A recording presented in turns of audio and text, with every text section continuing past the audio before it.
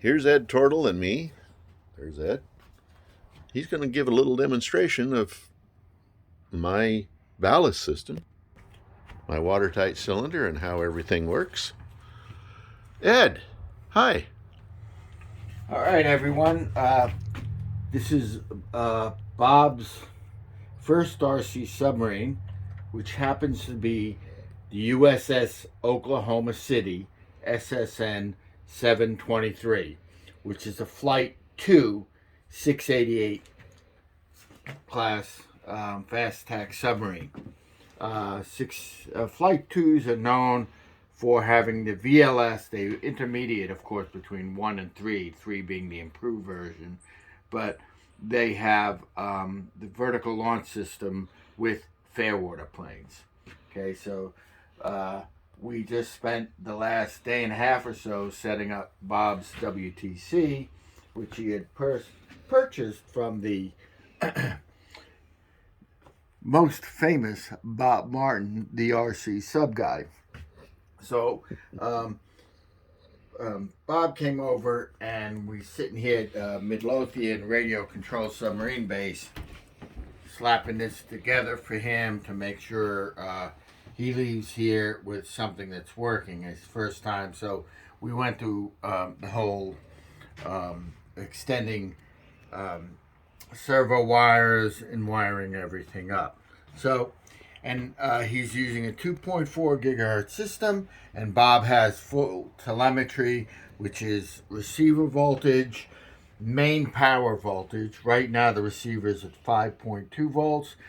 The main power is 12.4 volt, and just to show everyone,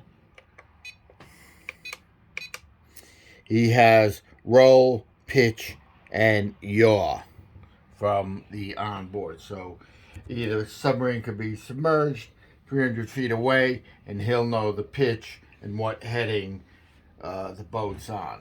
Okay, so we're gonna run through. He has I set him up with different to what most people run. I set him up how I run my subs. This simulates an actual ship's control panel, SCP, of a submarine. Okay, and I'll go through the differences. This, of course, is his rudder, the right-hand driver on board the older subs that were before you had the modern pilot. You had the helmsman on the right stick to the right, which controlled the rudder and the fairwater planes. Okay, and the stern planesman, whose only job was to control course depth change or the pitch of the boat. Actually, the course depth change was caused by pitch of the boat, and that's the stern plane, which override to the left stick, which he also has. So like an airplane, you pull back for rise, fair waters, you pull back for rise, forward to dive. Okay, and people will now say, well, what about the throttle? The throttle, we use the center control knob, just like you would the annunciator at the ship control panel.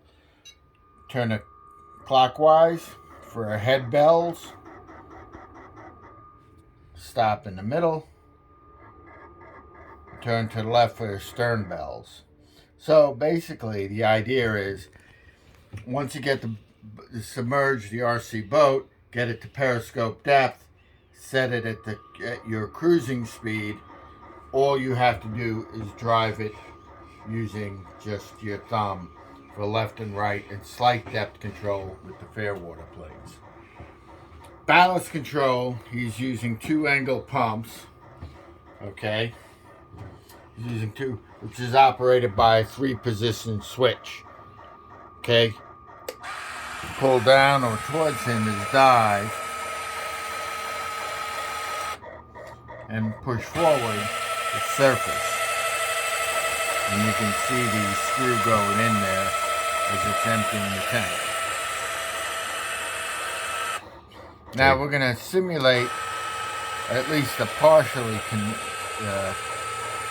submerged condition And now Bob is about 300 feet away, or X amount of feet away, and he dips the snorkel, or he actually dips the antenna, I'm sorry, below the water,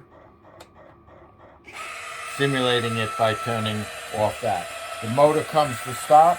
Both the stern planes and the fair water planes will go to the rise condition, and the boat, the angle pumps evacuate, push the water out, and the submarine comes to the surface, where Bob happily regains transmission, and the submarine is cruising along once again at periscope depth. Thanks for that demonstration. Thanks for that demonstration, Ed. That was awesome. Thank you, sir.